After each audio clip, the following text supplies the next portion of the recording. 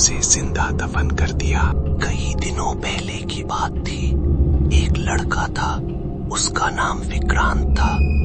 वो लड़का बहुत बुद्धिमान था।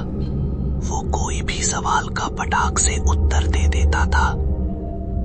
विक्रांत बचपन से ही बाकी बच्चों से अलग था।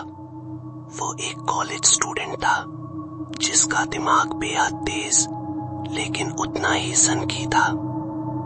जब दूसरे बच्चे खेल कूद में व्यस्त रहते, तब विक्रांत आसमान को देखकर सोचता था कि आखिर मरने के बाद इंसान कहाँ जाता है। ये सवाल धीरे धीरे उसकी जिज्ञासा से बढ़कर एक पागलपन बन चुका था। हर रात जब वो सोने जाता तो यही एक सवाल उसके दिमाग के दरवाजे खटखटाता था।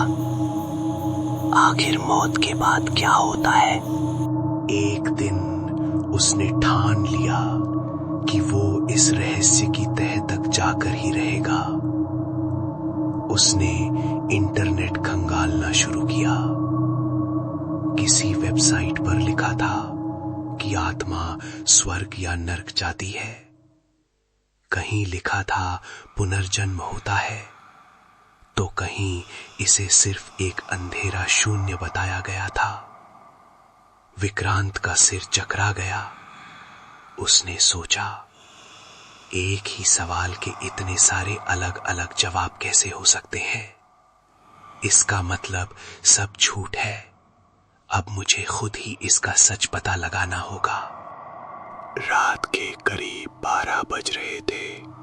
चारों तरफ सन्नाटा और फॉर्मलिन की तीखी गंध फैली थी। विक्रांत ने एक स्ट्रेचर से सफेद चादर हटाई। नीचे एक अनाम और लावारिस शव पड़ा था। विक्रांत ने उसके मेडिकल रिकॉर्ड्स देखे। कोई हलचल नहीं, दिल की धड़कन बंद, दिमाग पूरी तरह डेड।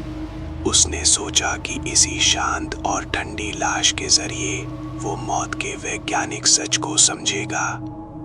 वो नोट्स लिख ही रहा था कि तभी उसे लगा कि लाश की उंगलियों में थोड़ी सी हरकत हुई। विक्रांत के पैर जम गए। उसका दिल तेजी से धड़कने लगा। उसने खुद को संभाला। अरे, एक मरा हुआ इंसान कैसे हिल सकता है? ऐसा नामुमकिन है। शायद ये मेरा भ्रम। तभी उस लावारिस लाश की बंद आंखें झटके से खुली और सीधे विक्रांत को घूरने लगी। विक्रांत डर के मारे लैब से बाहर भागा।